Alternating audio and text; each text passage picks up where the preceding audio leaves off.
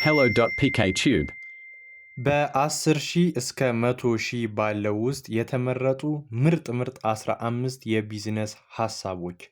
ሰላም ሰላም ውድ የፒኬቲዩብ ተከታታዮቻችን እንደምን ቆይታችኋል? እኔ በጣም ሰላም ነኝ። እንደተለመደው በቢዝነስ ሐሳብ ላይ አንዳንድ ጥያቄዎች ጠይቃችሁኝ አንተ የምትሰራው ወደ ውጭ ሀገር ከቻይና ከዱባይ እንዲሁም ደግሞ ከህንድ ወደ ኢትዮጵያ የሚገባና የሚወጣ እቃ ነው በብዛት ኢምፖርት እንደምናደርግ ወይም ደግሞ የተለያዩ ስራዎች ላይ ነው አንተ እየሰራህልን ያለው። እኛ 10 ሺህ ብር እስከ 20 ሺህ ብር ነው ያለን፣ ከ20 ሺህ እስከ 50 ሺህ፣ ከ50 ሺህ ደግሞ እስከ 100 ሺህ ብር ነው ያለን። በዛ ተነሽነት መስራት የምንችለው ስራ ካለ ስራልን የሚል ብዙ ጥያቄዎች እጠየቃለሁኝ። በዛም ላይ ተነስቼ ኢምፖርትም ለማድረግ ኤክስፖርትም ለማድረግ ያው በትንሹ የመጨረሻ ሂሳብ ብዬ የሰራሁላችሁ የኬንያና የኡጋንዳ መቶ ሺህ ብር ነው። አይ እኛ ከዛ በታች ነው ካፒታላችን እንዲሁም ደግሞ ተመርቄ ቤት ነው ያለሁት። ከውጭ ሀገር ወደ ሀገር ውስጥ ገብቼ ከዱባይ ከሳውዲ እንዲሁም ከተለያዩ ቦታዎች ሴት እህቶቻችን ወደ ኢትዮጵያ ገብቼ ነው ያለሁት፣ ምን ብሰራ ትመክረናለህ የሚል በጣም ብዙ ጥያቄዎች ጠይቃችሁኛል። እንዲሁም ደግሞ ለወንድም ለሴትም የሚሆን መርጬ ነው ያመጣሁላችሁ ማለት ነው። እናም ከ10 ሺህ እስከ 20 ሺህ መነሻ፣ ከ20 ሺህ እስከ 50 ሺህ መነሻ እና ከ50 ሺህ እስከ 100 ሺህ መነሻ ለያይቼ አቅርቤላችኋለሁ ማለት ነው። አሁን የማቀርብላችሁ ጠቅላላ ሙሉ በሙሉ የስራ የቢዝነስ ሐሳቦችና እቅዶች ናቸው። እያንዳንዱ የየራሳቸው የቢዝነስ ሂሳብ አላቸው። የእያንዳንዱን አሁን 15 ቢዝነስ ሐሳብ ነው ያመጣሁላችሁ። 15ቱንም የቢዝነስ ሐሳቦች ሂሳብ ልሰራላችሁ አልችልም። ነገር ግን እናንተ ከዚህ ቢዝነስ ሐሳብ ውስጥ ተመችቷችሁ ወይም ደግሞ ወዳችሁት መስራት የምትፈልጉትን ኮሜንት ላይ ይሄኛውን ስራልኝ ብትሉ የምሰራላችሁ ይሆናል ማለት ነው። ከ10 ሺህ እስከ 20 ሺህ ባለው ውስጥ ቢዝነስ ምን መስራት እንችላለን ለሚለው በአንደኝነትና በአሁናዊ ሰዓት አሁን ላይ አሪፍ ነው የሚለው የወረቀት ፔፐር ባግ ማምረት ነው። ለምን ይሄንን መረጥክ ካላችሁኝ አሁን ላይ ለ6 ወር ገደብ ተሰርቶት ነው ያለው ፔስታል ከሀገሪቱ እንዲወጣ ሙሉ በሙሉ የፔስታል ተጠቃሚ ኢትዮጵያ ውስጥ አይኖርም። ይህ ማለት እቃም ስትገዙ ስትሸጡም ሱቅ ሄዳችሁ እንጀራ፣ ዳቦ የተለያዩ ነገሮችን ገዝታችሁ እንኳን ለመግባት የወረቀት ባግ ነው እንጂ መጠቀም የምትችሉት ፔስታል መጠቀም ሙሉ በሙሉ ተከልክሏል። ከ6 ወር በኋላ ደግሞ ሙሉ በሙሉ ከገበያ የሚወጣ ይሆናል ማለት ነው። ስለዚህ የወረቀት ባግ ማምረት ከ10 ሺህ እስከ 20 ሺህ ውስጥ ባለው በቤታችሁ በትንሹ እያመረታችሁ ለገበያ ማቅረብ ትችላላችሁ ማለት ነው። ለሴት እህቶቻችን ደግሞ ውጪ ተከራይታችሁ ወይም ደግሞ ሱቅ ካለ ሱቅ ስላችሁ አሁን ቡቲክ ሊሆን ይችላል፣ የተለያዩ ሱቆች ሊሆኑ ይችላሉ፣ ከተማ ባንክ ቤት ሊሆን ይችላል። በሯን የሚያከራዩ አሉ። ከ1 ሺህ እስከ 3 ሺህ ብር ድረስ ለቡና ያከራያሉ። እና የቢዝነሱ ሐሳብ በትንሹ የጀበና ቡና ስራ መጀመር ነው። ከ10 ሺህ እስከ 20 ሺህ ባለው ውስጥ የሚያስፈልጋችሁ ከባድ ዕቃ የሚባለው ሲኒ፣ ጀበናና ማንቆርቆሪያ የተለያዩ መቀመጫዎች ትንንሽ መቀመጫዎች ናቸው። ከዛ በስተቀር ምንም ወጪ የለባችሁም። ያው ወጪ የሚሆነው ቡና ነው። ቡናው ደግሞ እየጨመረ በሄደ ቁጥር አሁን ላይ ከ5 ብር ተነስቶ 10 ብር፣ 15 ብር፣ 20 ብር አሁን ላይ የጀበና ሲኒ እየተሸጠ ያለው 25 እና 30 ብር ነው። ስለዚህ ቡናው እየተወደደ ነው። እንዴት አስበኸው ነው ካላችሁ የጀበና በሲኒ በቡናዋ እንኳን ሂሳብ እየጨመረ ያለበት ሂደት ስላለ አትራፊ ውጤት ነው። በጣም ብዙ ሰዎችም በአሁን ሰዓት እየሰሩት ያለው ስራ ነው። ወደ ሶስተኛው የስራ ቢዝነስ ሐሳብ ሳመጣ ይሄም አብዛኛው ሴቶች ናቸው የሚሰሩት፣ ነገር ግን ወንዶችም እየሰሩት እየታዩ ነው። አሁን ላይ በተለይ ባልና ሚስት ሆነው አንድ ላይ እየሰሩ በጣም ባሪፍ ሁኔታ እየሰሩ እያቀረቡት ይገኛሉ። ይሄም የስራ ሐሳብ ቺፕስ እና እርጥብ ስራ ነው። እርጥብና ቺፕስን በአንድ ማሽን የሚያስፈልጋችሁ ግብአት ያው የየራሱ ሂሳብ አለው። ነገር ግን ዋና ከባድ ሂሳብ የሚባሉት ማሽንና ዘይት፣ የኤሌክትሪክ መብራት ናቸው። ከዛ ውጪ ያሉት እንኳን ባነር፣ ዳቦ፣ ድንቹ ምናምን ሂሳብ ውስጥ ብዙም እንትን የሚሉ አይደሉም። ለምን በቀን የምታገኙትን ድጋሚ የምትገዙት ስለሆነ።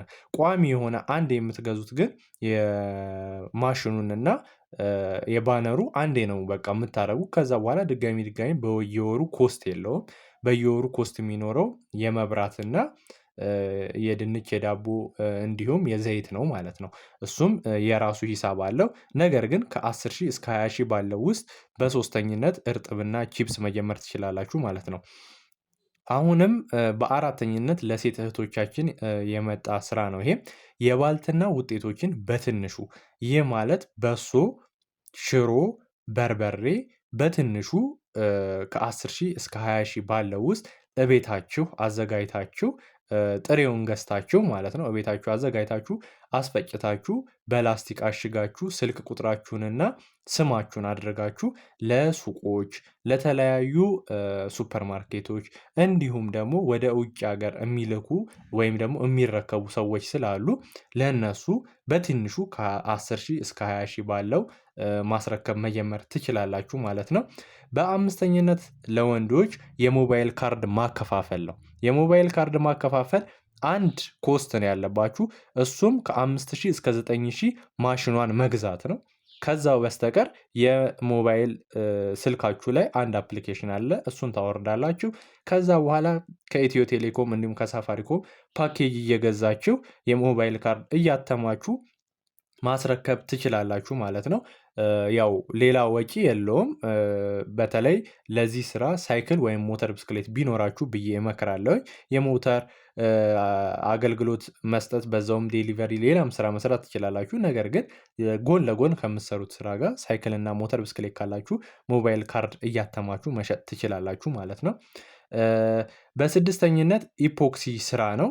የኢፖክሲ ስራ ከ10 ሺህ እስከ 20 ሺህ ባለው መስራት ትችላላችሁ። በተለያዩ ፎቶዎች ላይ እንዲሁም የተለያዩ እቃዎችን እያደረጋችሁ የስኳር መያዣ፣ ረከቦት በጣም ብዙ ነገር በኢፖክሲ እየተሰራ ነው ያለው።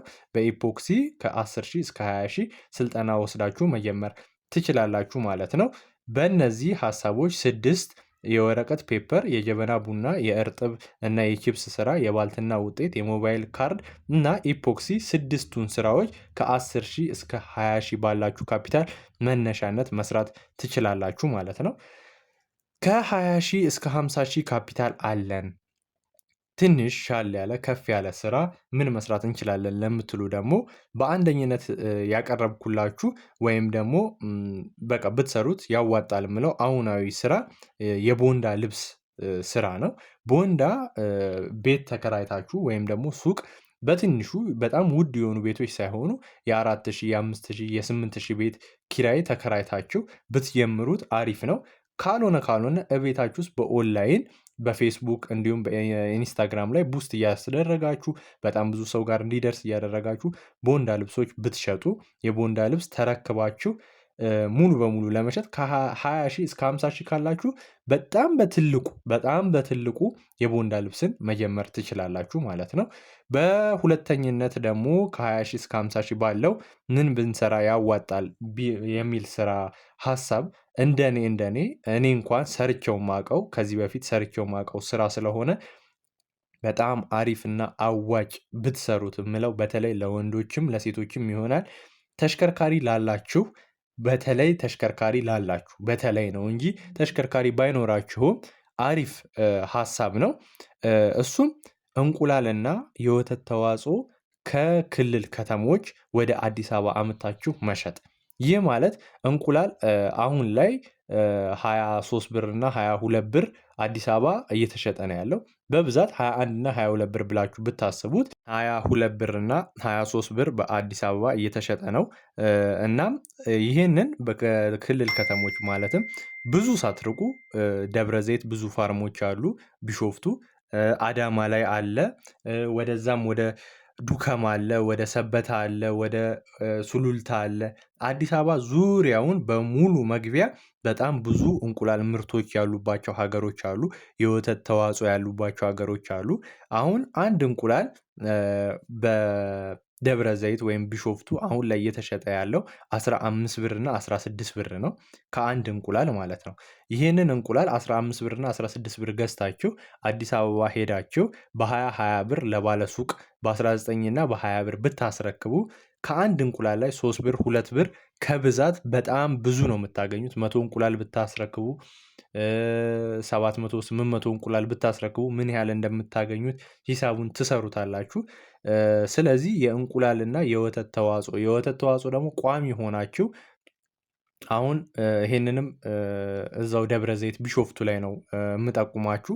የወተት ተዋጽኦ ከ60 እስከ 70 ብር ነው ቋሚ ተረካቢ እያስረከቡ ያሉት በትልልቅ ቦታዎች ላይ እስከ 60 እስከ 70 ብር ተረክባችሁ አዲስ አበባ ደግሞ 120 እና 100 ብር ነው ወተት እየተሸጠ ያለው።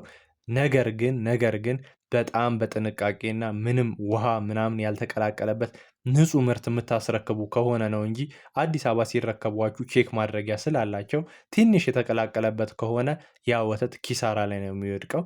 ያልተቀላቀለበት ንጹህ ምርት፣ ንጹህ እንቁላል፣ ንጹህ ወተት ይዛችሁ ግን አዲስ አበባ ከሄዳችሁ ሙሉ በሙሉ የሚረከቧችሁ ይሆናል ማለት ነው። ስለዚህ ከ20 እስከ 50 ሺህ ባሉት ውስጥ መነሻ ሀሳብ እንቁላልና ወተት ተዋጽኦ ከተለያዩ ቦታዎች ወደ አዲስ አበባ ወስዳችሁ መሸጥ ይሆናል ማለት ነው። በመቀጠል ደግሞ በትንሹ የላርጎ እና የሳሙና ማምረቻ ማሽኑን ማማሰያ መግዛት ማትችሉ ከሆነ በቤታችሁ የላርጎ ሳሙና እያመረታችሁ መሸጥ የምትችሉ ይሆናል ማለት ነው። ከ20 ሺህ እስከ 50 ሺህ በጣም በበቂ ሁኔታ ከነ ስልጠናው ጨምሮ የሚሰጡ ሰዎች አሉ። እነሱንም ማገናኛችሁ ይሆናል የምትፈልጉ ከሆነ። የላርጎና የሳሙና ማምረቻ ሂሳብ አንደኛው ነው ማለት ነው። በመቀጠል ደግሞ የሻማ ማምረቻ ይሆናል ማለት ነው። ከ20 ሺህ እስከ 50 ሺህ ካላችሁ በራሳችሁ ብራንድ በራሳችሁ ቤት እያተማችሁ መሸጥ የምትችሉ ይሆናል ማለት ነው። ከ20 ሺህ እስከ 50 ሺህ ባሉት ውስጥ የሻማ ማምረቻ፣ የላርጎ ሳሙና፣ የእንቁላልና የወተት ተዋጽኦ ማስረከብ፣ የቦንዳ ልብስ፣ ቤት ተከራይታችሁ መሸጥ ማለት ነው። በጣም በትልቁ አስቤላችሁ ነው ይሄ። ከ50 ሺህ እስከ 100 ሺህ ባሉት ውስጥ እነኝን ደግሞ ፈጠን ብዬ የስራ ሀሳቦቹን ብቻ የምነግራችሁ ይሆናል ማለት ነው። ከ50 ሺህ እስከ 100 ሺህ ባለው ውስጥ ምን መስራት እንችላለን ለሚለው በአንደኝነት ጭስ አልባ ከሰል ማምረቻ። ጭስ አልባ ከሰል አብዛኛው ጊዜ በአዲስ አበባ አሁን ላይ በጣም እየተለመደ መጥቷል። ጭስ አልባ ከሰል ማምረቻው ማሽኑ 40 ሺህ እና 50 ሺህ ብር ነው የሚሸጠው። ኤሌክትሪክ አይጠቀምም። ምንም ወጪ የለባችሁም። የከሰል ምርቱን ብቻ እያመረታችሁ መሸጥ ነው። መካኒክ አለው የሚጠቀመው። ምንም አይነት ኤሌክትሪክ አይጠቀምም። ጭስ አልባ ነው። እስከ 100 ሺህ ብር ጽድት ያለ ቦታ ላይ ተከራይታችሁ መስራት ትችላላችሁ ማለት ነው። በሁለተኝነት የላባጆ ስራ። ይህ ወንዶች በብዛት የሚናቅ ስራ ነው፣ ግን በጣም የሚያዋጣና በጣም ትርፋማ የሆነ ቢዝነስ ነው። ብዙ ሰዎች ሲንቁት አይቻለሁ። ነገር ግን የላባጆ ስራ መኪና እጥበትና ባጃጅ እጥበት በጣም የሚያዋጣ ቢዝነስ ሀሳብ ነው። በተለያዩ ማሽኖች ከ15 ሺህ ብር ጀምሮ መኪና ሞተሯ ትሸጣለች። ነገር ግን ከፍ ያሉትን 30 ሺህ እና 40 ሺህ ገዝታችሁ ብትጀምሩ የላባጆ ስራ በጣም አዋጭ ቢዝነስ ነው ማለት ነው። በመቀጠል ደግሞ ለሴቶች የደረቅ እንጀራ እየጋገሩ ማስረከብ ከ50 ሺህ እስከ 100 ሺህ ባለው ውስጥ ደረቅ እንጀራ። ይህንንም አብዛኛው አዲስ አበባ ዙሪያ ያላችሁ እየጋገራችሁ ወደ አዲስ አበባ እያስገባችሁ ብትሸጡ በጣም ያዋጣል። ነገር ግን አዲስ አበባ መግባት ማትችሉ ከሆነ ሆቴል ቤት፣ የተለያዩ ምግብ ቤቶች እንዲሁም ደረቅ እንጀራ የሚሸጡ ለባለ ሱቆች ለነሱ ከስተመር ትሆኗቸዋላችሁ። ከዛ በኋላ ደረቅ እንጀራ እየጋገራችሁ ማስረከብ ነው ማለት ነው። ቋሚ ስራ ስለሆነ በጣም ነው የሚያዋጣው። ሂሳቡን በደንብ ሰርታችሁት። ነገር ግን እዚህም ላይ እንደ ሽሮና በርበሬው እንዲሁም ደግሞ እንደ ወተትና እንቁላሉ እንዳስጠነቀቅኳችሁ ምንም ግብአት ሳትቀላቅሉ ንጹህ በንጹህ ከሰራችሁ ብቻ ነው ቋሚ ትርፍ ማግኘት የምትችሉት። አለበለዚያ አንደኛ ወንጀል ነው፣ ሁለተኛ ደግሞ ለህሊናም ትክክል ያልሆነ ነገር ሰርታችሁ ብር ከምታገኙ ትክክል የሆነ ነገር ሰርታችሁ ትንሽ ትርፍ ብታገኙ ብዬ ነው መመክራችሁ። በመቀጠል ደግሞ ከ50 ሺህ እስከ 100 ሺህ ባለው የለስላሳና የሃይላንድ ውሃ ከፋብሪካ ወስዳችሁ ለባለሱቅና ለከስተመር ማስረከብ። ይህ ማለት የለስላሳን መጠጦችና የሃይላንድ ውሃዎች ፋብሪካዎች ቀጥታ ያስረክባሉ። በሚያስረክቡበት ዋጋ ትረከቡና ለተለያዩ ሱፐርማርኬቶች፣ ሱቆች፣ ግሮሰሪዎች ሄዳችሁ ማስረከብ ስራ ከ50 ሺህ እስከ 100 ሺህ ባለው መጀመር ትችላላችሁ ማለት ነው። በመቀጠል ደግሞ ለትልልቅ ሰዎች እንዲሁም እቤት ውስጥ ላሉ ማለት በእድሜ ገፋ ላሉ ሰዎች እንዲሁም ደግሞ እቤት ውስጥ ሆነው መስራት ለሚፈልጉ ሰዎች የምመክረው የላውንደሪ ስራ ነው። ላውንደሪ በቤት ውስጥ ቁጭ ብለው ትንሿን ማሽን ከ50 ሺህ 60 ሺህ 70 ሺህ 80 ሺህ ከፍ እያለ በሄደ ቁጥር 10 ሺህ ብር ከፍ እያለ ብዙ አይነት ማሽኖች አሉ። ገዝታችሁ እቤት ውስጥ በራሳችሁ በቱ ፌዝ ስሪ ፌዝም አይደለም በቱ ፌዝ ኤሌክትሪክ እቤት ውስጥ እያመጣችሁ የተለያዩ ሱፎችን፣ የተለያዩ ብርድ ልብሶችን እንዲሁም የተለያዩ ልብሶችን እያመጣችሁ ብታጥቡ ከዛ ያጠባችሁትን ልብስ በተለይ እቤት ውስጥ ከሆነ የምትሰሩት እስከ ቤት ድረስ ዴሊቨሪ አገልግሎት ብትሰጡ ከሌላው የተሻለ ወደ እናንተ የመምጣት እድል አላቸው ማለት ነው። ለምን ብዙ ቦታ ላውንደሪ ሲያሳጥቡ እዛው ሄደው ነው የሚወስዱት። ከዛ በኋላ ከታጠበ በኋላ ተመልሰው መጥተው በቀጠሯቸው ቀን አልደረሰም ይባላሉ። በቀጠሯቸው ቀን እንኳን ቢደርስ ሄደው ነው የሚወስዱት።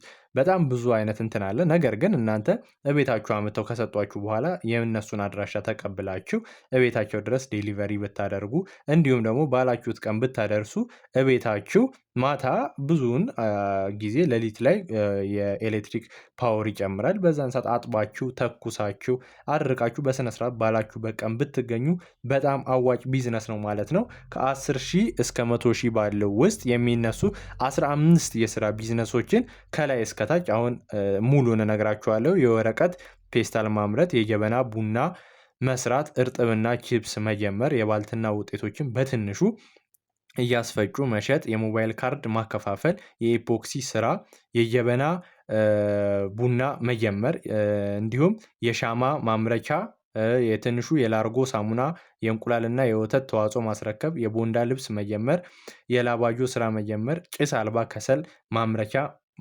ማምረት፣ የደረቅ እንጀራ እየጋገሩ ማስረከብ፣ የለስላሳ እና የሃይላንድ ውሃዎችን እየተረከቡ ማከፋፈል፣ የላውንደሪ የቤት ውስጥ ስራ መጀመር። በእነኚህ ቢዝነሶች በ15ቱ አንዱን የመረጣችሁትን ወይም ደግሞ አብዛኛው ብዙ ኮሜንት የመጣልኝን ሙሉ ቢዝነስ ሀሳቡን ሂሳብ ሰርቼ ሙሉ ከስንት እስከ ስንት እንዴት እንደሚያስወጣችሁ ምን እንደሚያስፈልጋችሁ የምሰራላችሁ ይሆናል ማለት ነው።